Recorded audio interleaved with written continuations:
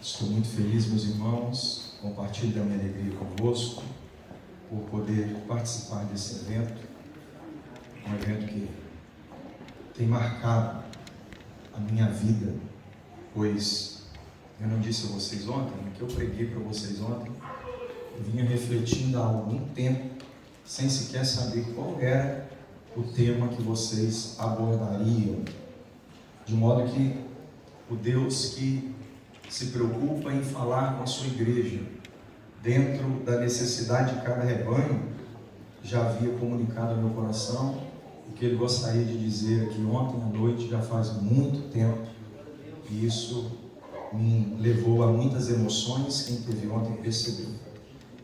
E na manhã de hoje eu quero propor uma mensagem que case com o momento da ceia e ao mesmo tempo com a proposta do evento aos homens. Para tanto, gostaria de convidá-los a um texto da Palavra de Deus no Evangelho segundo a visão de João, capítulo 13. Nós vamos ler somente o versículo de número 1. João capítulo 13, versículo 1. É o texto que eu quero refletir com vocês na manhã de hoje. Eu quero agradecer ao pastor Marcos, ao irmão Caleb, ao irmão Luan, os responsáveis pelo trabalho, a toda a igreja que se reúne aqui nesse lugar, os membros e congregados, mas em especial aos homens que estão aniversariando, fazendo este evento, que é o primeiro de muitos que certamente virão para a glória do nome de Jesus. Capítulo 13, verso 1 do Evangelho de João. Se vocês encontraram, gostaria de ouvi-los dizendo amém. Amém. Diz assim a palavra de Deus: Ora, antes da festa da Páscoa, sabendo Jesus que já era chegada a sua hora de passar deste mundo para o Pai, como havia amado os seus que estavam no mundo, amou-os até o fim. Como havia amado os seus que estavam no mundo, amou-os até o fim. Eu já vou refletir com vocês na palavra de Deus, mas eu quero convidá-los para que antes de se assentarem, diga aí para pelo menos umas 3 pessoas: no culto dos homens, Jesus expressou o seu amor. Vamos tomar assim.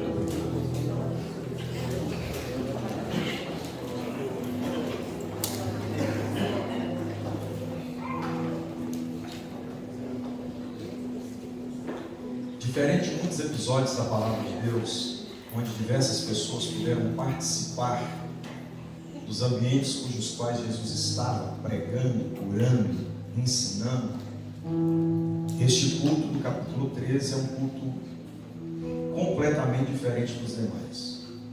Não está aberto ao público, é um culto seleto. Jesus selecionou a dedo quem podia participar. Só os homens foram convidados para esse culto, a saber, o colégio apostólico, 12 pessoas apenas. Jesus é quem vai ministrar e os 12 apóstolos se assentarão para aprender. Vale lembrar que é o último culto em que Jesus prega, é o último sermão que ele vai ministrar. Quando esse culto acaba, ele sobe para o jardim, para o Monte das Oliveiras, e quando de lá desce é preso, sentenciado, crucificado, depois ressuscita, permanece com os discípulos fazendo alguns ensinamentos, mas não mais como um homem, um Deus encarnado em homem, para ensinar aos homens o que de fato é o amor de Deus. Da ressurreição para lá, Jesus agora manifesta sua divindade em uma proporção muito mais elevada do que manifestava enquanto como homem ele caminhava com os seus discípulos. É por essa razão que o capítulo 13 do Evangelho de João é o último culto em que ele prega. E aqui ele vai fazer alguns ensinamentos a esses homens que estão me seguindo. Eu queria aprender com vocês aqui algumas lições preciosíssimas que Jesus tem a nos ensinar em um culto que foi feito só com homens. Só homens estavam presentes nesse culto. Antes que eu prossiga na ideia textual, eu queria fazer vocês pensarem comigo que as mulheres, a maior parte do tempo, mostraram muito mais sensibilidade para cultuar, para adorar, para se renderem a Cristo do que os homens. Mas no culto dos homens, a adoração sincera também se manifestou.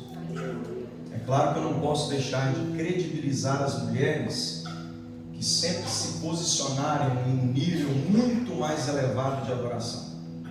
Mas na Bíblia nós também encontramos homens quebrantados, que se prostraram e se renderam diante do Deus a quem nós servimos. Vou usar aqui como exemplo algumas mulheres para que você compreenda. Maria Madalena é um exemplo claro de uma mulher que participa de um culto onde os padrões éticos da sociedade estão no seu nível máximo, mas a adoração somente na superfície.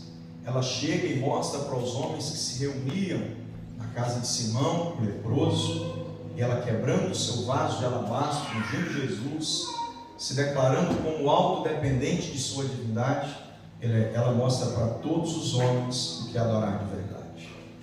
Judas, no equívoco das suas emoções, tenta contrapor o que ela vinha fazendo, dizendo que não havia necessidade de tanto exagero, de quebrar um vaso tão valioso para jogar, entre aspas, fora, como ele percebia pela sua própria percepção. E Jesus o repreende dizendo: o que você fez está errado, mas o que ela fez está tão certo que ela será lembrada pela história da humanidade. Quer dizer então que ela chamou a atenção de Jesus e ensinou para os homens que somente participavam do culto, que culto não é somente para a gente assistir, culto é para a gente se envolver, culto é para a gente entrar, culto é para a gente participar de forma ativa e não somente passiva. Outra mulher que claramente mostra o exemplo de adoração é a mulher do fluxo de sangue, que mesmo vendo Jesus sendo cercado por uma numerosa multidão, eu estou falando da cultura judaica, estou falando de cerca de 2000 anos atrás, onde as mulheres não tinham direitos como tem hoje, as mulheres tinham apenas deveres. Dificilmente uma mulher se apresentaria em público sozinha, principalmente sofrendo a enfermidade que ela sofria. Ela jamais se envolveria em meio a uma multidão masculina, mas essa mulher quebrou os protocolos da cultura. Ela sabia que era imunda, mas estava olhando para o santo que pode purificar. Caminha entre os homens, quebrando todos os protocolos da cultura, correndo o risco de ser apedrejada. E ela não consegue chegar até Jesus, porque havia uma multidão que o oprimia, conforme disse Pedro. Mas ela, quem sabe, se arrastando entre os pés dos homens que levantavam poeira enquanto caminhavam, ela consegue tocar na orla das vestes de Jesus. Certamente ela não estava andando de forma ereta, ela estava engatilhando, andando agachado ou se arrastando. Porque se a sua mão só chega na orla das vestes, a barra da calça, lá embaixo, na barrinha do pé, ela estava bem abaixo de toda a sociedade. Mas isso não a impediu de buscar em Jesus o que ela precisava. Então, ela toca em Jesus e a sua impureza não passa para Jesus, mas a pureza de Jesus tão logo começa a entrar nela. O qual foi tão profundo que, diferente dos empurrões dos ombros dos homens, diferente do calor humano, masculino que estava ao lado de Jesus, um abraço, um empurrão, um aperto de mão, ela só toca na orla das vestes. Jesus para e diz: o que os homens fazem enquanto me cercam não me movimenta por dentro, mas o que essa mulher conseguiu fazer mexeu com a minha essência, saiu de mim virtude. A mulher mostrou o que é realmente se prostrar diante da presença de Jesus. Eu poderia passar horas com vocês mostrando aqui outras mulheres, como a mulher Ciro Fenícia, por exemplo, que vai para uma reunião onde homens estão assentados à mesa e ela, não podendo se assentar junto aos homens, como eu disse, estou falando da cultura judaica, mulheres não tinham direitos, apenas deveres. Aqui ela não vai se assentar à mesa. Primeiro, porque ela não é uma convidada. Segundo, porque ela é uma mulher. Terceiro, porque ela não participa da mesma visão litúrgica cultural dos judeus. Ela é Ciro Fenícia. mas ela não se detém a querer se aproximar de Jesus, mesmo pela exclusão da sociedade, mesmo pela visão machista daquela época. Ela quer Jesus e ela vai até Jesus, pede a sua misericórdia. Jesus a repreende, dizendo que ele não vai deixar de servir aos filhos para dar aos cachorros, literalmente falando. E ela disse que não se preocupa em comer das migalhas que caem na mesa, como fazem os cães. Ela está dizendo para Jesus: não é o quantitativo do que o Senhor vai me dar que vai mudar a minha vida. Eu não tenho nada para te oferecer, mas o que o Senhor me dá, por menor que seja, tem poder para transformar para sempre. Ela consegue alcançar em Jesus o milagre que ela foi buscar. Como eu disse, para não ser muito enfadonho, no sentido de ficar aqui preso na visão das mulheres e as suas adorações, eu vou partir então para o texto. Nesse texto, Jesus vai ensinar para os homens que é possível cultuar com excelência, assim como as mulheres, mesmo diante da dureza de nossa masculinidade. Nós, os homens, temos uma dificuldade de, assim como as mulheres, nos prostrarmos diante de outros homens para tocar na orla dele. Nós, como homens, temos dificuldades de quebrar tudo que temos e derramar aos pés de Jesus em lágrimas e pranto, como Maria Madalena fez. Nós, como homens, temos dificuldade de nos humilhar em reuniões em que homens estão diante de Jesus e dizer que nem que seja como um cachorro, eu preciso que o Senhor me dê alguma coisa de sua parte para mudar a minha vida. Nós, como homens, não fazemos isso na maioria das vezes. Quem esteve aqui ontem percebeu que eu falei que existe em nós uma detenção, um bloqueio que nos impede de exteriorizar as nossas dores, os nossos sentimentos. Homens não querem mostrar que choram, que também têm fragilidades, que também sofrem.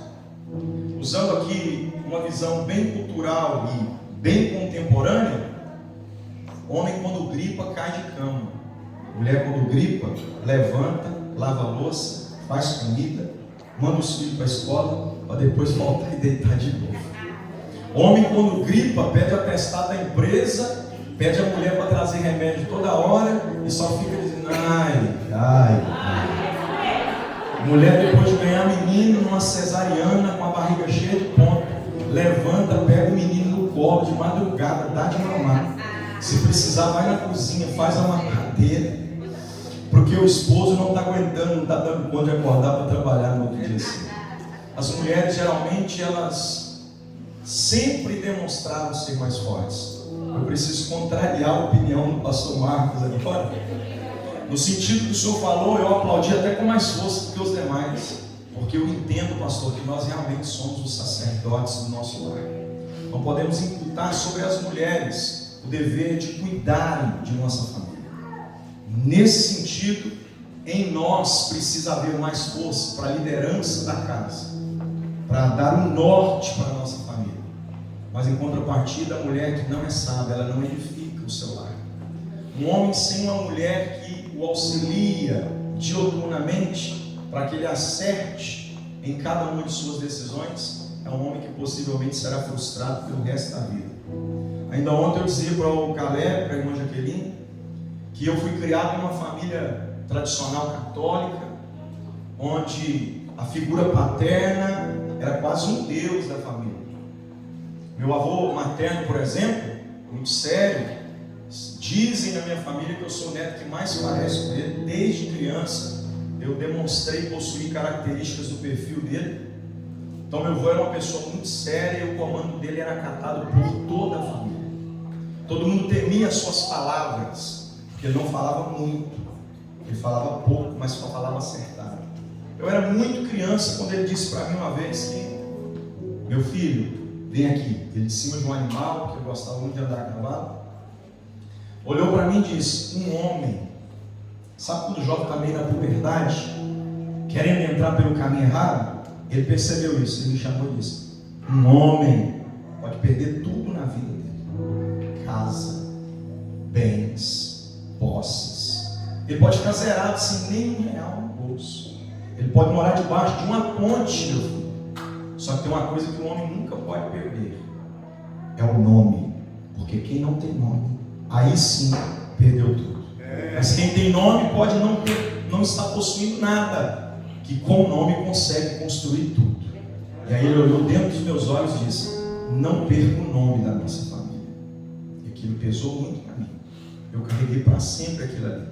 Embora às vezes errando, sempre na consciência a mensagem do meu avô. E aí, criado naquele sistema onde o homem é que dá a palavra final, pela aquela visão medieval do machismo, quando eu me casei eu achei que eu deveria ser igual ao avô. E aí eu comecei a dar as diretrizes do meu lar sem consultar a minha esposa, e por muitas vezes eu me equivoquei. Mas desde o dia que eu dei a mão à palmatória, quebrei esse sentido machista do meu perfil e comecei a consultá-la para as decisões que nós deveríamos tomar, tudo passou a funcionar na mais perfeita normalidade, porque nós somos um corpo só, um corpo só. E quando você age pela metade desse corpo, você pode fazer com que a outra metade não siga perfeitamente a ordem dada, e aí isso vai comprometendo o relacionamento. Por que eu estou dizendo isso? Estou dizendo porque eu, na figura masculina, eu me insiro nesse contexto, eu participo desse culto, porque aqui Jesus vai me ensinar o que é ser homem de verdade. Porque ser homem de verdade não é arrotar o machismo. Ser homem de verdade não é manter a postura de força de uma montanha que resiste a tudo. Ser homem de verdade, muito ao contrário disso, é mostrar a dependência. É mostrar que não somos ninguém ou perto de nada se Jesus não estiver conosco. Jesus vai ensinar algumas lições para esses homens nesse culto. A primeira delas, eu faço uma afirmativa em cima desse texto, é que o amor de Jesus, ele também é ofertado aos homens, por maior que seja a dureza do coração deles.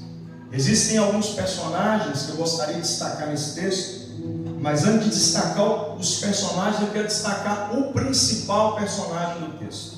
Jesus, ele disse: eu os amarei até o fim.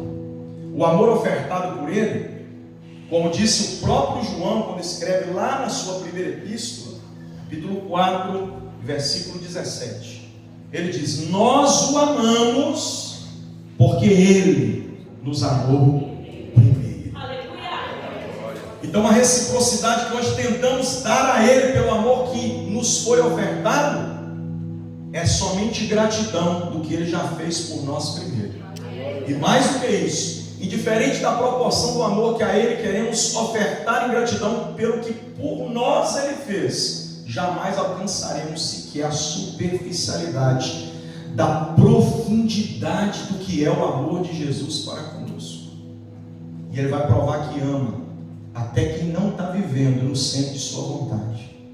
Existem 12 personagens, são os 12 discípulos. Aqui tem 2 irmãos, ou 2 duplas de irmãos.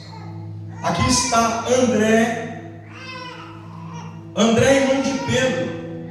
Aqui está Tiago é irmão de João. Mas além de André, Pedro, Tiago e João, que são 2 duplas de irmãos, nós temos também o irmão Filipe. Além de Filipe, temos o irmão Natanael. Estes 6 são os primeiros apóstolos a serem apresentados pelo contexto. A narrativa do próprio João, capítulo 1. Ele começa a mostrar a André e João, não Pedro e Tiago. André e João são os primeiros personagens do colégio apostólico. Depois ele mostra a Tiago e Pedro. Posteriormente ele apresenta Filipe. Na sequência, em ato contínuo, ainda no capítulo 1, nós também vemos o irmão Bartolomeu ou Natanael, que é a mesma ideia contextual. E daí para frente o colégio apostólico se avança. Aí vem Tomé, o 7º. Posteriormente também veio o irmão Mateus. Em ato contínuo, o outro Tiago, mas não Tiago filho de Zebedeu, Tiago filho de Alfeu. Depois nós temos também o primeiro Judas, que é o Judas Tadeu. E aí, posteriormente, o Mateus, que é o cobrador de impostos, também é inserido no colégio apostólico. Depois, novamente, outro Simão, mas não, ou melhor dizer, não Simão, como Pedro, Simão, filho de Zebedeu. E aí, por fim, Judas Iscariotes, o único diferente do grupo. São 12 pessoas. Alguns textos dizem que os 12 são pescadores. Só que existe uma prerrogativa contextual nas entrelinhas do cenário bíblico que mostra que Judas Iscariote não pertence ao grupo de pesca, porque ele é um cidadão de Quiriote, a razão do seu nome. Porque Judas é o plural de Judá. Judá na etimologia quer dizer louvar. Judas quer dizer louvado. Quiriotes, que é a ligação do seu nome, Isquiriote, quer dizer de Quiriote, é uma região à parte, é o único galileu pertencente ao grupo. Eu acho interessante demais. 12 pessoas com personalidades distintas. Nesse grupo aqui tem coléricos, melancólicos, sanguíneos e fleumáticos. Cada um tem o seu ponto de vista, cada um tem a sua percepção do mundo espiritual, e Jesus faz os 12 se assentarem. Jesus está dizendo para eles: hoje eu não quero 70 que eu enviei de 2 a 2. Hoje não comerão do pão que eu vou ofertar os 5.000 homens, fora mulheres e crianças, do dia da multiplicação. Hoje não vai estar aqui os 120 que receberão o batismo em Atos 2. Hoje eu quero só vocês 12. Não porque vocês são melhores do que os demais, é porque vocês serão os exemplos refletores que tornarão possível a viabilidade de acesso ao meu nome. Então vocês serão representantes legais para dar sequência no que eu mesmo fiz. Agora é com vocês. Como eu não tenho tempo para falar da personalidade dos 12, porque são 2 Tiagos, são 2 Simão, são 2 Judas, são pessoas distintas que possuem o meu nome. Me levaria muito tempo para falar. Vou falar de um Tiago, vou falar de um Judas, vou falar de um Simão. Para que você entenda, eu poderia falar de Mateus também, que é cobrador de impostos e é o escritor do evangelho que tem como seu nome a ilustração da biografia de Jesus. Poderia falar, mas Mateus eu acho um pouco relevante para o cenário do texto, então não vou falar de Mateus. Eu poderia falar de Natanael, que é um homem a quem não há dolo. Jesus falou para ele: você não há dolo. Sabe o que é isso? É um elogio de Cristo para um homem que está dizendo: você não tem dupla personalidade, você não é demagogo, você não é hipócrita, você é autêntico, você é verdadeiro, você é uma pessoa de um caráter só. Olha que elogio. Mas como, embora ele tenha sido elogiado pelo próprio Cristo, eu não vejo aqui, dentro da visão textual do capítulo 13, como alguém que se apresenta e movimenta o cenário do texto. Também não vou falar dele. Eu poderia falar aqui de André. André se mexe muito comigo, irmãos, porque André, na minha opinião, pastor, na minha singela opinião, foi um dos discípulos mais relevantes do ministério apostólico. Ele pouco aparece. Ele não tem o título de pastor presidente como Pedro, não tem o título de apóstolo amado como João, não tem o título de coluna da igreja como Tiago, porque Pedro, Tiago e João foram os que mais estiveram presentes nas ocasiões de intimidade do ministério de Jesus. Só que tem um detalhe: foi André que tornou possível a inserção de Pedro. Porque assim que ele conhece Jesus, lê o capítulo 1, ele fala: Jesus, espere um pouco. Ele poderia ter abraçado, beijado, ele poderia ter reverenciado, cultuado, mas imediatamente quando ele conhece Jesus, ele espera um pouco, ele corre de onde está, para onde Pedro estava, e diz: eu acabei de achar Jesus, o Messias, o Cristo, eu vi ele. E aí ele chama Pedro e diz: vamos comigo, porque eu preciso mostrar para você quem é Jesus. Aleluia, Deus. Quando ele acaba de apresentar Pedro para Jesus, ele olha para Jesus e diz: Jesus, agora vem comigo. E apresenta Jesus para Filipe. A vida de André é uma vida de tornar a conexão entre pessoas. André é o apresentador do grupo. Ora ele apresenta Pedro para Jesus, ora ele apresenta Jesus para Filipe. Quer dizer isso, pastor? Ora ele leva alguém até Jesus, ora ele leva Jesus até alguém. E quando tem problema onde ninguém resolve, todo mundo cria o teor máximo da dificuldade, ele apresenta a solução. No capítulo 6, quando ninguém sabe o que fazer, sabendo que ele anda entre o povo procurando alguém que tem alguma coisa, acha um menino que tem 5 pães e 2 peixinhos, chega para Jesus e diz: eu achei a solução, está aqui a solução. Ele é um apresentador nato. Ele é uma pessoa que linka uma a outra. Ele cria conexões.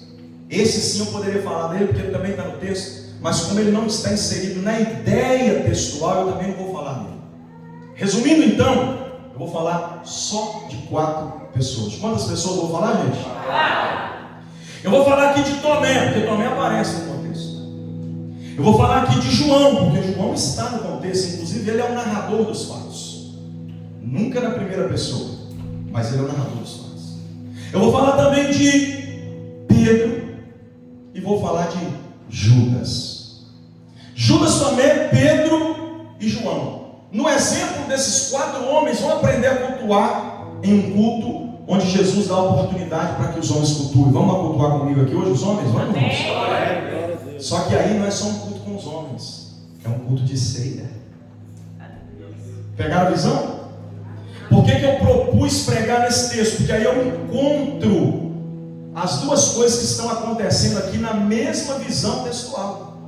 Aqui está acontecendo uma ceia entre homens. Olha que coisa interessante, parar para pensar.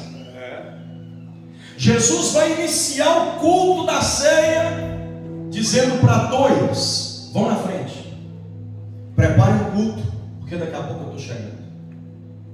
O culto preparado, Jesus entra. Ele pega uma bacia, pastor. Ele pega um pano, um pouco de água. Olha para os 12. A porta está fechada, ninguém vai acessar. O nome disso aqui é o culto da intimidade. A mesa aqui é a mesa da comunhão. Olha para mim, me entenda por favor. No culto da intimidade, na mesa da comunhão, a primeira lição de Jesus é a auto-humilhação. Ele pega a bacia com água, um pano no ombro e começa a lavar os pés dos discípulos. Os discípulos estão sem entender. Pedro, que é mais afoito, sempre se precipita em argumentar. Quando Jesus chega nos pés dele, ele olha para Jesus e diz: os meus o Senhor não vai lavar. Ele está dizendo para Jesus o seguinte: eu reconheço que o Senhor é Senhor, servo sou eu. E na condição de servo, não é você que lava os meus pés, sou eu que lavo os teus. Então os meus pés o Senhor não vai lavar. Aí Jesus pregou para ele. Jesus disse que o céu jamais será maior do que o seu Senhor, e o enviado jamais será maior do que aquele que o enviou. Todavia, para que os homens entendam o que é o meu amor, eu preciso que vocês amem também uns aos outros.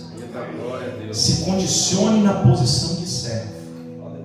E aí Pedro diz: não deixo. Jesus olha para ele e ensina a primeira lição. Se você não permitir que eu lave os teus pés, você não tem parte comigo no reino. Pedro novamente reitera. A retórica dele agora é mais argumentativa. Aí ele quer se condicionar a alguém que vai se diferenciar dos demais. Ele diz: então não lave somente os pés, lave também as mãos e a cabeça. Ou seja, lava o corpo todo. E aí Jesus olha para ele. Eu imagino assim, Caleb. Primeiro é um pai dando um beliscãozinho assim no filho. Beliscãozinho. Só que Pedro não aprende no beliscão. Então Jesus quebra uma varinha de goiaba e dá uma varada nas pernas, tá entendendo? E diz: se tivesse limpo, não haveria necessidade de se lavar. Aleluia. Por que Jesus está repreendendo? Mas Pedro não é o apóstolo que falou que ele é o Cristo, sim ou não, irmãos? Pedro não é o apóstolo que andou sobre as águas quando Jesus disse: então vem, ele foi, sim ou não, irmãos? Só que nesta reunião, Pedro, ele está sofrendo com um problema que muitos de nós homens sofremos. ele está se posicionando em uma posição de destaque. E aí alguém pode perguntar para mim: pastor, mas parece-me que o que Pedro fez foi algo legal. Parece que o que Pedro fez foi bom, porque ele está dizendo para Jesus que ele é servo. Não parece legal o que ele fez? Sim ou não, irmãos? Verdade. Ele está olhando para Jesus e está dizendo: Senhor, quem tem que lavar os seus pés sou eu. Como é que o Senhor vai lavar os meus? Eu não posso deixar. Bonito, atitude, sim ou não? Mas por que é que Jesus repreende uma atitude tão bonita como essa? Porque se Jesus não lavasse os pés de Pedro e lavasse os pés dos outros 11, Pedro seria lembrado para sempre como aquele que não permitiu Jesus lavar os seus pés. E o que tem a ver isso com a ideia de Jesus repreender? O que tem a ver é que Pedro está querendo ser diferente no meio dos iguais. Ele está querendo para si, nem que minúscula que seja, ele está querendo um pouquinho da exaltação. Ele está querendo se posicionar como sempre se posicionou. Ele gostou daquele negócio de Jesus dizer: não foi a carne nem o sangue que te revelou, foi o meu Pai que está no céu. Eu imagino Pedro olhando para os demais dizendo: ele revelou para mim. Depois para todo mundo no barco, Jesus diz: então vem. Ele olha para quem não quer ir e diz: eu estou indo. E depois ele olha para quem não foi e diz: eu fui. Vocês estão entendendo? Jesus vai ensinar para ele que ele não tem superioridade nenhuma, porque o título apostólico que Jesus vai dar para ele, que é superior aos demais, não o coloca acima de ninguém. Jesus está ensinando para eles que na presença de Jesus não tem o maior e nem o menor. O sangue dele coloca todo mundo no mesmo tamanho. E sabe qual que é o problema de um culto com homem? Que os nossos títulos ou as nossas prerrogativas humanas nos impedem de colocar a boca no pó e dizer: faz de mim o que o Senhor quiser fazer, Jesus. Aí ele disse que não vai aceitar. Jesus disse: então se você não aceitar, você não tem parte comigo. Se você quer se destacar para cima, eu te destaco para baixo. Você vai ser lembrado como aquele que não permitiu que eu fizesse o que devia ser feito na sua vida. Não como você quer ser lembrado como alguém superior, você vai ser lembrado como alguém inferior. Porque no meu reino é assim: quanto maior você quiser ser, menor você precisa estar. Oh, bendito seja.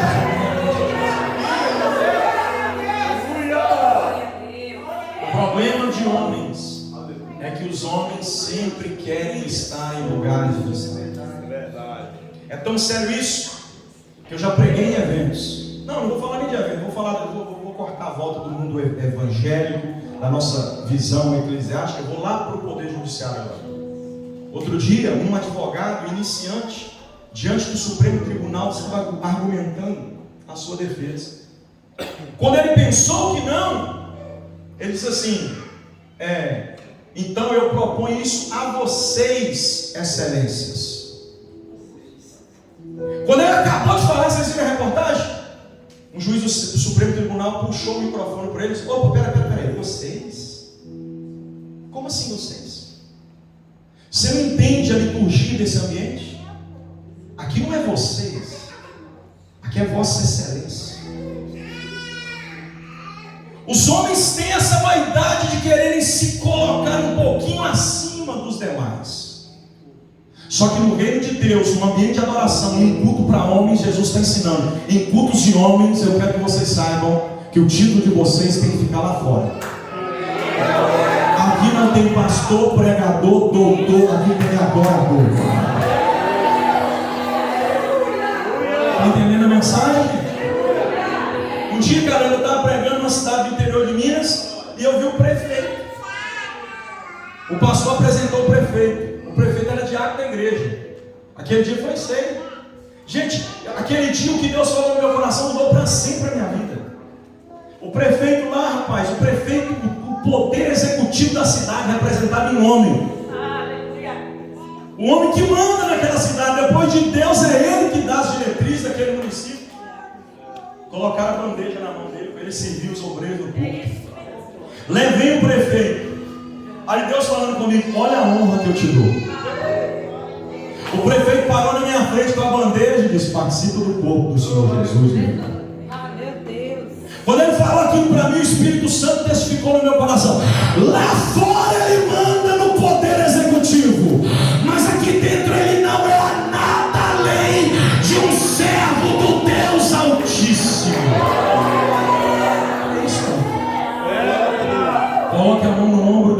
está do teu lado aí, vocês homens, e digam para eles assim: aqui dentro você é apenas um adorador. Não se esqueça disso. Nada além de um adorador. Só quem pode adorar é o Deus que faz, é o Deus que é, o Deus que tem, é o Deus que está presente.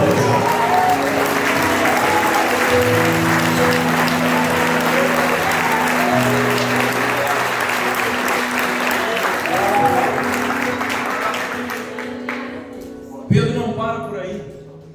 Ele quer sair para cima e Deus mostra que se ele não permitir, ele vai acabar saindo por baixo. Porque para ser diferente no meio dos iguais, o que nos diferencia não são os nossos títulos, são a nossa postura diante de Jesus. Aleluia. Aí ele recua, eu imagino, né? Ele recuando, porque ele está em um grupo em que ele pensou que sairia por cima, e Jesus repreendeu 2 vezes. Como eu disse, imagina um pai dando um beliscão no filho, e o filho não aprendendo com o beliscão, e o pai dizendo: já que não aprendeu com o beliscão, dá uma varada nas pernas. Doeu um pouco mais, sim ou não? Pedro está lá quietinho no canto, Jesus continua pregando, sim ou não, meus irmãos? E aí Jesus pregando, ele diz: ferirão o pastor, e as ovelhas se dispersarão. Eu imagino Pedro assim, cabisbaixo no canto, pensando consigo como é que ele vai retratar a situação que ele ficou dentro dela em público, na presença dos discípulos, dos apóstolos. Eu imagino ele pensando consigo, como é que eu vou consertar isso? E de repente Jesus diz: ferirão o pastor e as ovelhas se dispersarão. Ele diz: é agora. Já sei como é que eu melhoro essa situação. Ele levanta a mão, pede a palavra, interrompe o culto e diz: eu jamais te abandonarei. O meu amor para o Senhor é para sempre. Mais uma vez ele não aprendeu a lição. Jesus está dizendo que todos ali vão se dispersar quando o pastor for ferido. Mas ele está querendo dizer para Jesus que ele vai continuar por cima, que ele vai ser diferente de todos, que ele não vai abandonar. A espontaneidade da adoração de Pedro me preocupa, porque o fala mesmo Jesus geralmente sai da boca de alguém que não está ouvindo o que Deus está falando com ele. Posso repetir isso aqui? Eu tenho que participar de cultos em que pessoas gritam assim: fala mesmo Jesus. Mas sabe por que eles falam isso? Para despistar que não é com eles que Deus está falando. Porque a espontaneidade da adoração, presta atenção, a espontaneidade da adoração não revela a essência do adorador. Ô pastor, e o que isso quer dizer? Quer dizer que não é o meu pulo, o meu grito, nem a minha correria que faz com que as pessoas evidenciem o meu currículo de um adorador. Não, Jesus não olha para a sua espontaneidade da adoração, Jesus olha para a essência da sua adoração. Aí Jesus prova para Pedro que não é gritando que ele resolve o problema, que não é dizendo: fala mesmo, eu estou aqui, vou contigo até o fim. Jesus diz: no teu relógio, né? Para sempre esse amor aí é no teu relógio, né? Porque no meu, eu já olhei, é hoje ainda, é daqui a pouco, e vai ser 3 vezes antes que o galo cante que você vai me negar. O que é isso, pastor? Homens têm a tendência de mostrar a sua autossuficiência. Homens têm a tendência de dizer assim: comigo o negócio é assim, e eu vou até o fim. É assim, não é? Para de graça, irmãos. Você não consegue ir nem até amanhã se não for a graça de Deus te sustentando. Se a graça de Deus não te sustentar, você faz um compromisso hoje, amanhã você não dá conta de cumprir. Fica de cara grande. Eu aprendi desde a minha infância que não tem que ter palavra. Deu a palavra, tem que cumprir. Só que tem hora que a gente fala algumas coisas, que se vê refém do que falou, e depois corre o risco de não dar conta de cumprir o que foi dito. E Jesus está mostrando para Pedro que a adoração de verdade não é a que sai do estereótipo. A adoração de verdade é a que sai daqui. Não é o que você fala que faz com que Jesus se convença do que você diz. É o que você faz. Vivemos um tempo de demagogia em que as pessoas falam o que não fazem, prometem o que não cumprem. Mas para vocês, homens dessa igreja, o Jesus que está ensinando como a gente deve cultuar, está te dizendo: cuidado para não se sentir autossuficiente demais. Porque enquanto você se sente autossuficiente, você impede que a ação da minha divindade entre na tua dependência. Todo crente que é autodependente sempre vive em paz com Deus, mas quem se sente autossuficiente, vez ou outra, fica pedindo misericórdia, porque faz sem consultar, compra sem pedir, toma decisão sem perguntar, e Deus está dizendo: não é você que faz? Por que você quebrou a cara e agora está voltando para me perguntar se eu posso te ajudar? Por que você não veio antes perguntar se eu gostaria que você fizesse para depois você fazer? Deus está usando a minha boca para dizer para alguém: quebre a tua autossuficiência e se curve na sua dependência, porque Deus só age em coração quebrantado e contrito. Se você precisar dele, ele vai te ajudar nas suas decisões. Pedro é arrependido pela terceira vez, e agora não foi beliscão nem varada, foi uma madeirada. E agora eu acho que Pedro não quer mais nem participar do culto. Tanto é que eu vou provar para vocês no texto. Agora Pedro não está encostado na coluna, imagina ele atrás da coluna assim. Por quê, pastor? Porque Jesus continua pregando, e depois de ele repreender Pedro, ele diz assim: um de vocês vai me trair. Ele acabou de dizer que Pedro vai negar 3 vezes antes que o galo cante, e na sequência ele já disse: um de vocês vai me trair. Pedro foi na primeira e disse: o senhor não lava os meus pés. Foi na segunda e disse: o senhor lava até o corpo todo se o senhor quiser. Foi na terceira e disse: eu nunca vou te trair, nunca vou te abandonar. E agora ele está lá atrás da coluna escutando o que Jesus está falando. Aí ele não se movimenta. Está no texto que de longe ele olha para João e pergunta: está naquela cara de inocente?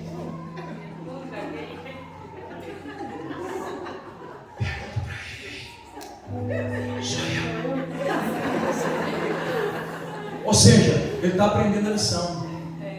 Ele está aprendendo a lição. Jesus ensinou para ele o que é cultuar. Ele começou a se preocupar que fosse ele aquele que fosse abandonar e trair Jesus. Ele não está querendo ser aquele que vai trair. Ele está preocupado em ser, só que ele não se precipita para argumentar em sua defesa. Ele busca intercessão por alguém que está mais próximo de Jesus, para que ele consiga acessar o nível da adoração que aquele que está sentado do lado já acessou. Aí João encosta em Jesus e diz: quem é? Aí Jesus disse: aquele que eu molhar o bocado, e esse que estiver molhado comigo do prato comer. Essa é a tradução revista corrigida, mas a nova, a NVI, que é a nova versão internacional, ela aponta para a ideia de colocou na boca. Imagine Jesus pegando um pedacinho de pão e colocando na sua boca assim. Você está entendendo o que eu estou falando, gente? O nível de intimidade de Pedro é muito grande. Vocês concordam comigo, sim ou não? O culto é o culto da intimidade, a mesa é a mesa da comunhão. Vamos guardar isso na mente? O culto é o culto da intimidade. A mesa é a mesa da comunhão. Pedro estava no culto da intimidade, assentado na mesa da comunhão, mas estava vivendo na superficialidade da fé. Ele achava que estava vivendo o que Deus gostaria que ele vivesse. E Jesus provou para ele que ele estava muito aquém do que Deus tinha proposto para a vida dele. Ele estava no culto onde poucos participaram, ele se sentiu privilegiado, mas ele não viveu o nível proposto por Jesus dentro daquele culto. Ele estava só na superfície. Depois vem Judas. Jesus pega um bocado, se a NVI estiver correta, e coloca na boca dele, e ele come um pedaço. Quando ele acaba de comer, diz a Bíblia que ele sai, porque Jesus diz: vai e fazes logo o que tens de ir. Enquanto Pedro me faz pensar em alguém que não está vivendo o momento do culto no presente, porque está preocupado com o futuro, Judas, em contrapartida, não vive o momento presente do culto, porque está preso no passado. O Pedro não consegue viver o agora, porque a mente dele está no amanhã. Ele diz: eu te amo para sempre, eu vou até o fim. Tudo que está ligado na história de Pedro nesse culto está linkado ao futuro. Ou seja, eu não posso deixar o Senhor lavar meus pés, porque amanhã eu vou ser lembrado como alguém que não deixou. Eu quero que o Senhor me lave por inteiro, porque aí eu serei o único que o Senhor lavou por inteiro. Os outros, só os pés o Senhor lavou. E ele está pensando lá na frente. Aí quando Jesus diz: vamos filho um pastor, ele coloca ele lá na frente de novo e diz: eu vou para sempre chamando. Todo mundo te deixa para trás, mas eu consigo até o fim. Ele está pensando lá na frente. Sabe por que os homens têm dificuldade de se conectar no momento do culto? Porque muitos deles, assim como Pedro, não estão vivendo agora, estão vivendo a conta que tem que pagar amanhã. Estão vivendo o problema da família amanhã. Estão vivendo a dificuldade amanhã. Eu aprendi com um pastor adventista que o excesso de futuro condiciona a ansiedade. Nós vivemos a doença do século, a ansiedade. Olha para o irmão que está ao teu lado, me ajude a pregar, por favor. Põe a mão no ombro dele, vai. Diga para ele assim: vivo agora. O amanhã já está escrito por mim.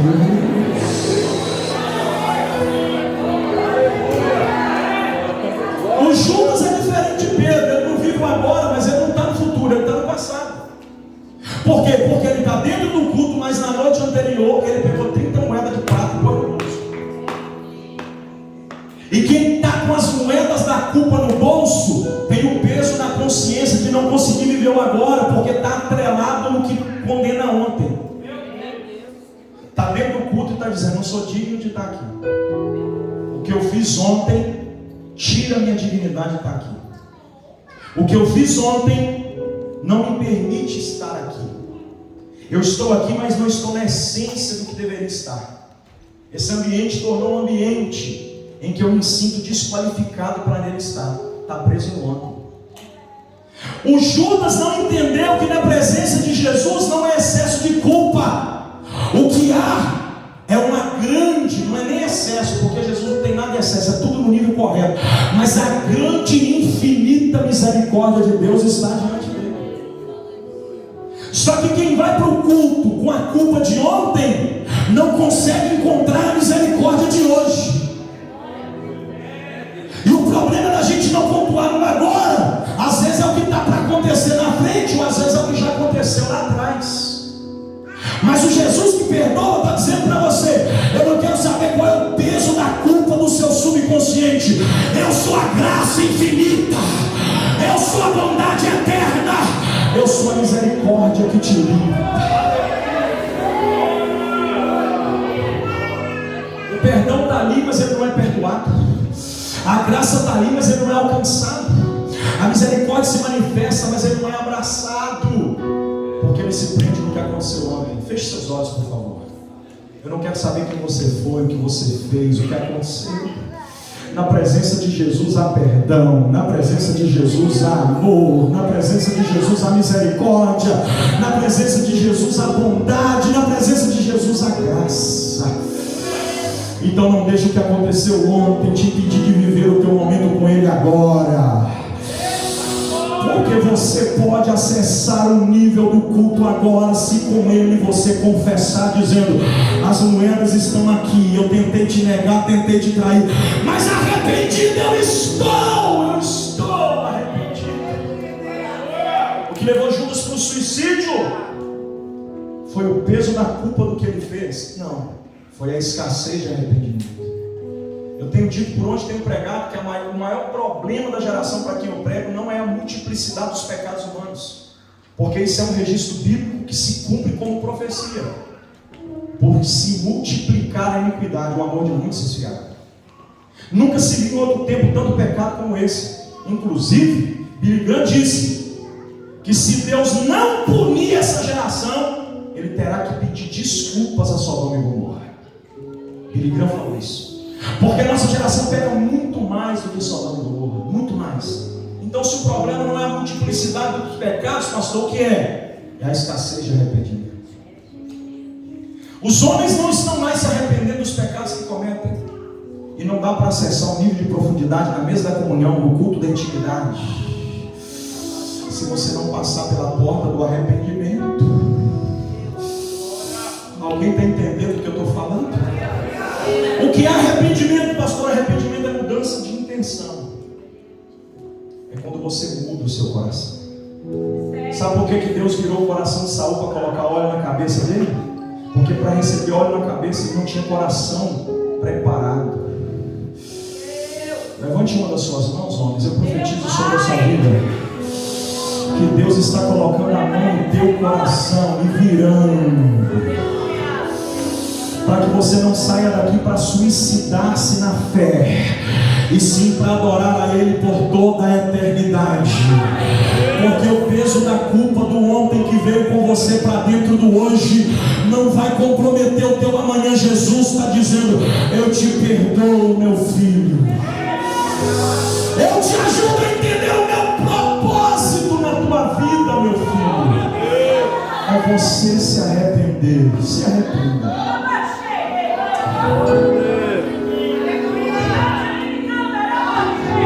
Aleluia, Jesus. O terceiro personagem, já caminhando para concluir, o terceiro personagem deste culto, que se destaca no contexto, é o irmão Tomé. O capítulo 13 acaba, mas o culto não. No versículo 1 do capítulo 14, o culto está dando continuidade. Os discípulos estão perturbados depois de Pedro dizer: eu não te nego. Jesus dizer: vai ser hoje ainda e antes que o galo cante. Está todo mundo perturbado. Vocês sabem o que é perturbação, gente? Perturbação tem o poder de influenciar. Um crente perturbado perturba o outro. É atraente, é como um imã de atração. Se você senta perto de um crente atribulado, ou você passa a essência da tua adoração para ele, ou ele passa a tribulação dele para você. Tem ambiente que a gente vai, vocês nunca entraram em ambiente assim? Que a gente chega, o peso é real, aí você tem que fazer uma oração. Vamos fazer uma oração? Para expulsar o peso do ambiente, porque senão o peso do ambiente entra em você. E antes que esse peso entre em você, você precisa transmitir o que está em você para transformar o ambiente à sua volta. Só que Jesus pesou tanto o coração de Pedro no sentido de repreensão. É claro que Jesus não quer pesar ele para ele ficar atribulado, mas ele se perturbou. E aí Jesus viu que a perturbação dele precisava ser sanada, porque um crente perturbado perturba todos os outros. Mas é impressionante como que um crente adorador consegue também influenciar alguns outros que estão próximos dele. Eu já sentei perto de algumas pessoas no culto que deu vontade de bater, mas já sentei perto de outras também que eu fiquei pensando: Jesus, não sou crente não. Eu já sentei entre dois, um de um lado e um do outro.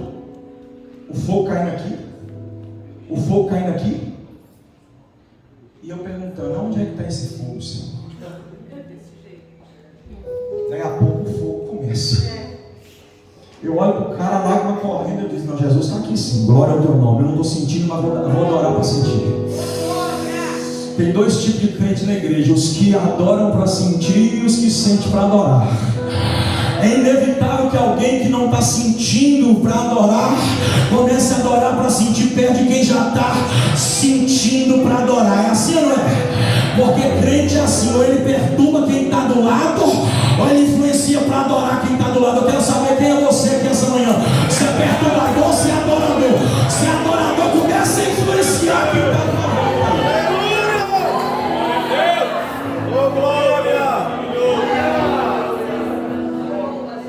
Jesus vendo que Pedro está perturbado e que a perturbação dele vai atingir demais, e já começou, porque Jesus não fala assim: não se turbe o teu coração. Ele fala assim: ó, não se turbe o vosso coração. O que está perturbado é Pedro, mas a perturbação dele vai chegar nos demais. E antes que isso aconteça, Jesus já corta. Versículo 1 do capítulo 14. Não se turbe o vosso coração. Credes em Deus, credes também em mim. Na casa de meu pai há muitas moradas. Se não fosse assim, eu não teria dito: porquanto vou vos preparar lugar. E quando eu vos preparar lugar, voltarei e levarei vocês para mim mesmo, para que onde eu estiver, estejais vós também. Já reparou que isso aqui é o bálsamo que alivia a perturbação? Jesus está mostrando para os homens que, assim como as mulheres que chegam desesperadas como a mulher do fluxo de sangue, sem saber o que fazer, mas após se prostrarem na presença dele, recebem o refrigério para continuarem, vocês também podem acessar esse refrigério. Quantas foram as vezes que eu cheguei na igreja e vi mulheres soluçando de chorar e saindo com um sorrisão no rosto? Muitas foram as vezes também que eu cheguei na igreja e vi homens chegando com a cara triste, com a cara trancada e voltando com a cara trancada. O problema está no culto, gente? Existe culto ruim, gente? Nunca existiu culto ruim. O que existe é crente ruim para cultuar. O culto não é para nós, o culto é para Deus. Deus não muda com o teu culto, Ele permanece sendo quem Ele sempre foi. Mas você pode mudar com o culto de acesso à divindade dEle. Nem todo culto que acontece, todo mundo recebe o que Deus tem para dar, porque nem todo mundo consegue conectar o que Deus está dando. A graça é para todos, mas nem todo mundo possui a graça. O que me falta então, pastor? é fazer isso aqui, ó. Como as mulheres fazem, colocar o joelho no chão, a boca no pó, e começar a colocar com lágrimas para fora a dor da sua alma. Jesus nunca desampara quem se quebranta. Ele está dizendo: eu tenho refrigério para o culto dos homens. Glória a Deus. Ou se tiver alguém aqui com o coração perturbado, eu estou profetizando de olhos bem abertos. Jesus é o consolo para a tua alma. Jesus é o conforto do seu coração. Glória a Deus. Eu encerro porque meu tempo já finalizou. Jesus, depois de curar a perturbação de Pedro, Tomé, no versículo 5, pastor Marcos, ele chega para Jesus e diz: Senhor, o Senhor disse que contigo nós iremos. O Senhor disse que aonde o Senhor mora, nós moraremos. Mas o Senhor ainda não mostrou para nós por qual caminho nós devemos ir para chegar. O Tomé está no culto, tá ou não está, gente? No culto da comunhão, sim ou não? Assentado no culto da intimidade, bem na mesa da comunhão, olhando para o caminho e não conhecendo quem Jesus é. Eu sinto muito dizer a vocês, meus irmãos, que muitos de nós homens não conhecemos o Jesus a quem nós julgamos conhecer. Às vezes nós entramos num culto como esse, na mesa da comunhão, um culto de intimidade, olhamos para Jesus e dizemos: mas para onde? Jesus olha para Tomé e diz: você ainda não me conheceu, Tomé. Eu mesmo sou o caminho. E não só o caminho, sou também a verdade. E não só o caminho e a verdade, sou também a vida. Mas para você nunca mais esquecer, Jesus diz assim: para você nunca mais esquecer quem eu sou, ninguém vem ao Pai senão por mim. Se Jesus tivesse dito para Tomé: ninguém vai, ele estava dizendo para Tomé: o problema é de vocês para chegarem. Mas quando ele diz ninguém vem, o segredo está no ninguém vem. Ele está dizendo: eu não proponho para vocês um caminho desconhecido onde vocês vão sozinhos. Eu proponho para vocês um caminho seguro, onde eu mesmo levo vocês. Vocês precisam conhecer o Jesus a quem nós servimos de verdade. Ele não é um filósofo, ele não é um poeta, ele não é um profeta. Ele é a segunda pessoa da Trindade. Ele é o Deus Filho, o Emanuel, o Salvador, o caminho, a verdade, a vida, a paz, o príncipe da paz, o maravilhoso conselheiro, Deus forte, o Pai da eternidade. Tem alguém aqui que pode adorar Jesus.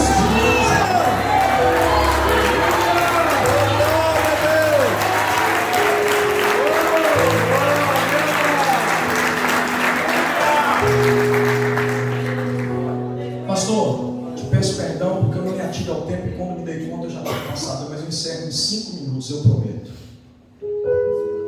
O último personagem desse culto que Jesus vai usar como exemplo para nos ensinar o que devemos fazer no culto de homens, na mesa da comunhão, no culto da intimidade, é João. João é o melhor exemplo que se pode dar.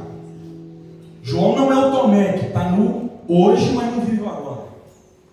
Porque uma coisa é você estar no hoje sem viver o agora. Judas está no hoje vivendo ontem. Pedro está no hoje vivendo amanhã. E Tomé está no hoje, mas não está vivendo agora. E qual a diferença do hoje para o agora? É que o hoje tem 3 estações temporais. No hoje muita coisa ficou no passado. No hoje, lá na casa do Caleb, por volta de 9 alguma coisa da manhã, eu saboreei o que para os portugueses faz parte da cultura culinária, que é um pastel de nata, o pastel do Belém, né? Ficou na lembrança, não está aqui mais, ficou no passado, mas foi hoje, sim ou não? Tem coisas que aconteceram hoje aqui, já ficaram na lembrança, foi arquivada na sua memória fotográfica, mas não está mais no agora, sim ou não, gente? E tem coisa no hoje que está no futuro ainda. Assim como tem coisa no hoje que já ficou no passado, tem coisa no hoje que está no futuro, sim ou não? Pode ser hoje ainda que Deus vai salvar a sua casa, pode ser hoje ainda que o milagre acontece, pode ser hoje que a porta se abre, pode ser hoje ainda que tem um reboliço na terra, pode ser hoje ainda que Deus te responde aquilo que você tem perguntado para Ele há muitos anos, pode ser hoje ainda que Deus cura alguém aqui nesse culto, pode ser hoje ainda. Está no futuro, nós não sabemos o que vai acontecer hoje. Só que no hoje também tem o agora. E o agora não é daqui a pouco, nem agora a pouco. O agora é agora. Só que o Tomé não sabe viver o agora. Assim como Pedro não soube viver e Judas também não soube viver. Eu quero dizer para vocês que esse culto não está acontecendo hoje, ele está acontecendo agora. E se você se prender no que está acontecendo hoje, igual Tomé, você se preocupa com o próximo passo. Tomé não está indo lá no futuro, ele está indo no hoje. Ele está dizendo assim: daqui a pouco o senhor falou que vai ser ferido, e aí a gente vai ter que sair daqui para entrar nesse caminho que o senhor falou que a gente tem que passar. Ué. E Jesus disse para ele assim: eu sou, é só você vir comigo. Quem vive o agora não se preocupa nem com daqui a pouco, gente. Vamos fechar nossos olhos e vamos imaginar a gente entrando num culto agora, onde Jesus está sentado na mesa da comunhão, dando para você a oportunidade de viver uma intimidade maior. Oh, bendito seja o nome de Jesus. Visualiza você assentado na mesa com Jesus, por favor. Visualiza. Isso. Agora abre os seus olhos e me encara aqui de novo. Você está sentado na mesa com Jesus, correto? Pastor, sem me pedir muito, eu vou precisar ilustrar isso daqui. Pode ser que eu preciso de 3 pessoas para me ajudar aqui, com 4 cadeiras, rapidinho aqui. Põe aqui em cima, aqui, vai. Para você nunca mais esquecer, eu falei isso ontem com a Jaqueline, mas o Biratã, eu estava ilustrando para eles sobre a América do Sul, mas falando eu não consegui mostrar para eles. Aí a gente viu o desenho no mapa. Quando a gente viu o desenho no mapa, ficou claro. Às vezes a gente ilustra, fica muito mais claro do que falando. Precisa de 4 cadeiras e 3 pessoas. Isso, mais uma cadeira para mim aqui. Todo mundo presta bastante atenção nisso aqui. Você está sentado em uma dessas 4 cadeiras. São 12, né? Mas aqui eu vou por 4 para vocês entenderem. Rapaz, mas essa aqui que é a minha? Não, essa é a de Jesus. Senta aí, Jesus. Senta aqui, Jesus. Senta aqui, passa para cá vocês dois. Passa para cá vocês dois. Ou melhor, Jesus não está nessa cadeira aqui não, tá? Deixa Jesus de pé, para ficar mais claro. Eu estou aqui. Eu não quero ser o melhor deles não, mas vou fazer o personagem de João, porque eles não vão conseguir entender aqui na rapidez o que eu quero fazer. O irmão, senta aí, cara, senta aí rapidinho. Você não vai ser Jesus, eu falei para você que ver. Ó, a próxima pessoa, depois do Caleb, seria Jesus, ok? Eu sou João. Vocês estão entendendo isso aqui, gente? Sim ou não? Sim. Ok. Quando o Caleb levantar, você vai para lá de frente, ok? O Caleb é o Pedro, que quando Jesus está pregando, ele não deu conta de ficar sentado aproveitando o culto para adorar. Ele quis levantar para argumentar, para dizer que não vai deixar lavar os pés.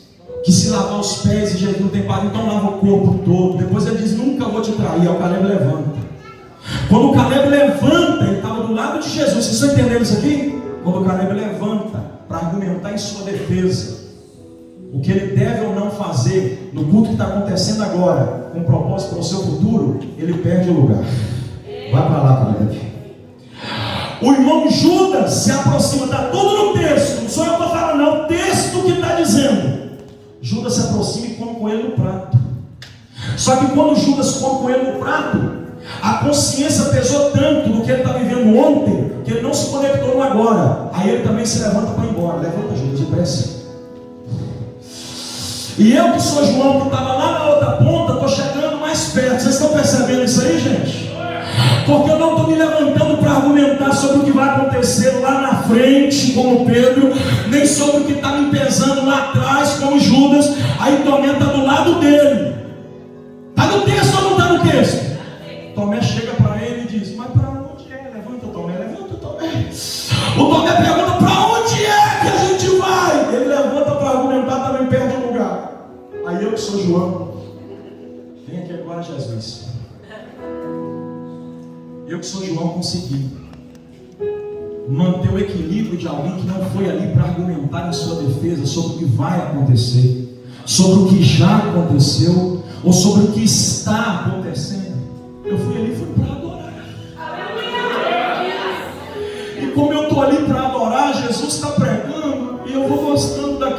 Pedro, que está lá no final agora, lá no final, ele olha para João, que sou eu, e diz assim: pergunta para ele quem é que vai trair. Você pergunta, o Pedro pergunta.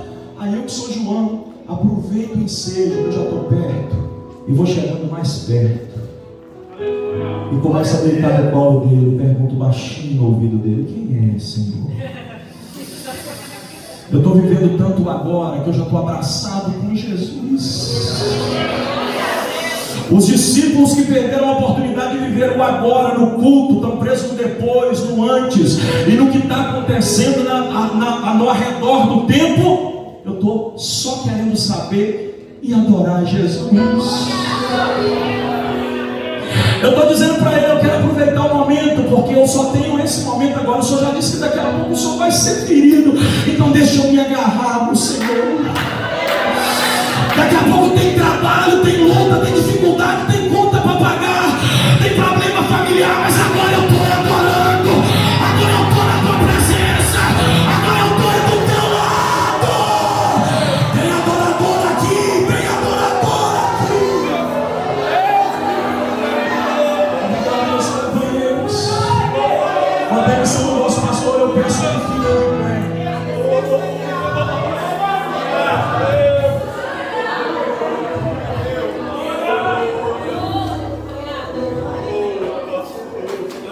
Sabe o que acontece quando o culto acaba, irmão quente? Leia a biografia dos apóstolos. O Pedro, que não deu conta de ficar sentado do lado de Jesus, levantou para argumentar. Quando o culto acaba, ele sai do culto e vai negar. Vocês estão ouvindo bem? Eu vou falar de novo, hein? O Pedro, que já estava do lado de Jesus, mas não conseguiu ficar quieto adorando, se levantou para preocupar com o que ainda vai acontecer. Assim que o culto acabou, o texto diz que ele saiu dali para negar. Depois que o culto acaba, muitas coisas podem acontecer. É você que define o que será da sua vida depois do culto, porque o culto é o reflexo do que vai acontecer depois. O Pedro levanta para negar. E Judas já estava do lado de Jesus, porque Pedro levantou e ele come do bocado e levanta. Só que quando o culto acaba, ele nem esperou o culto acabar, ele estava tão afoito que ele nem deu conta de esperar a bênção, ele foi antes. E o que ele fez quando o culto acabou? Traiu. O Tomé, o que ele fez quando o culto acabou, pastor? Ele deixou a incredulidade dominar o seu coração e disse: eu quero ver o furo das mãos dele. Se eu não vi, eu não acredito. Porque ele estava na frente do caminho e não viu o caminho. Então ele sai do culto para duvidar. Um saiu para negar, o outro saiu para trair, o outro saiu para duvidar. Mas você sabe para onde é que João foi depois que o culto acabou, gente?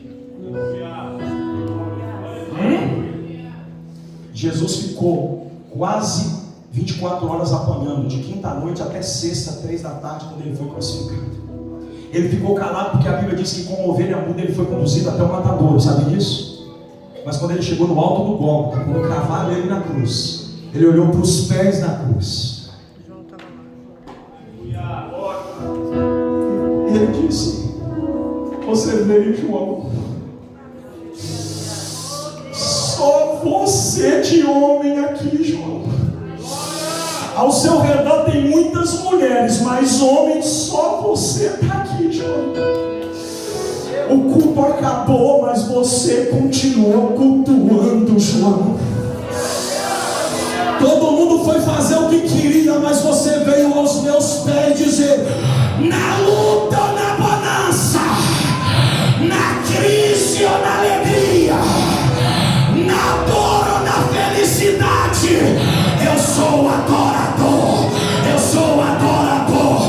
Eu quero falar para você aqui esta manhã: Deus não te trouxe aqui para você sair como Pedro negando, para sair como Tomé traindo, ou melhor dizendo, duvidando, ou como Judas traindo. Jesus te trouxe aqui para você sair como João, adorando, adorando, adorando, adorando, adorando, adorando, adorando. A minha mensagem não é para Pedro negador, para Judas traidor, ou para Tomé duvidoso. A minha mensagem é para João adorador. Deixa eu ver se tem, deixa eu ver se tem, deixa eu ver se tem.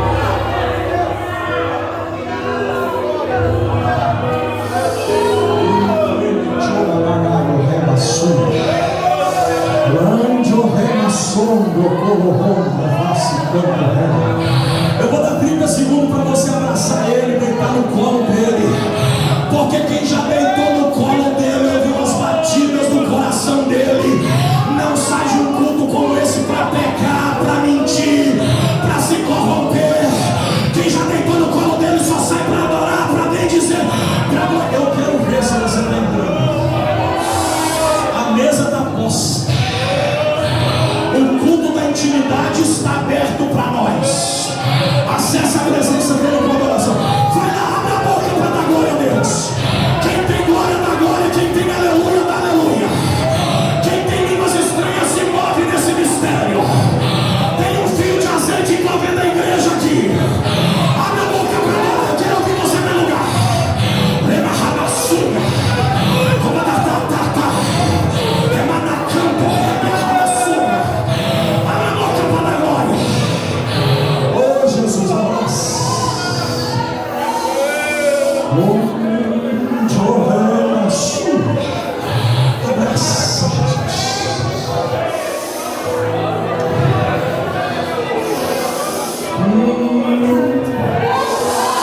Acesse o coração de Jesus, vai, acesse.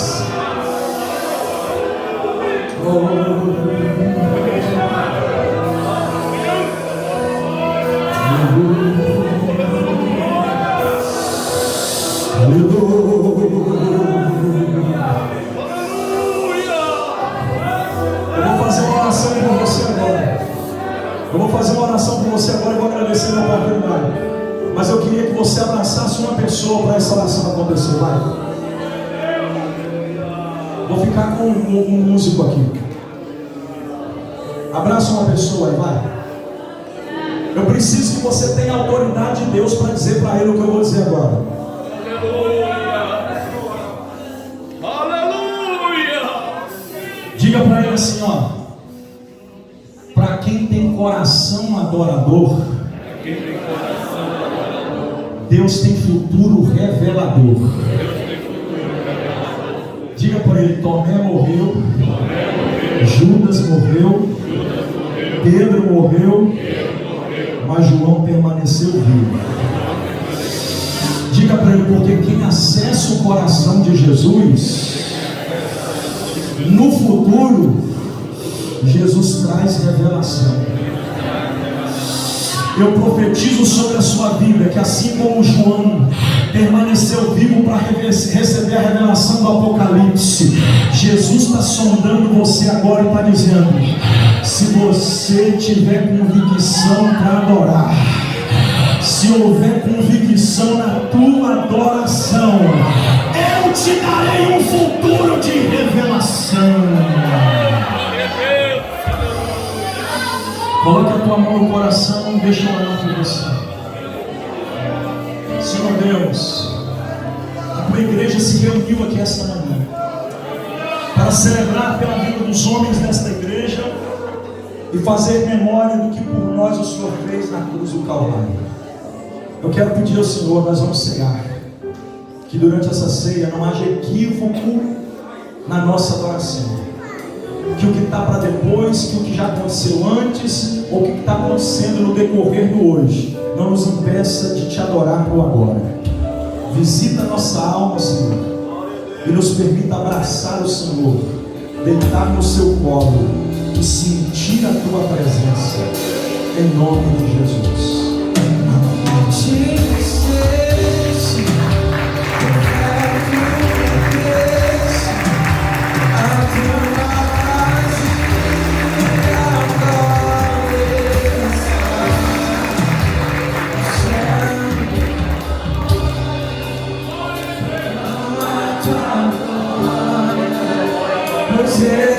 Ressuscitar.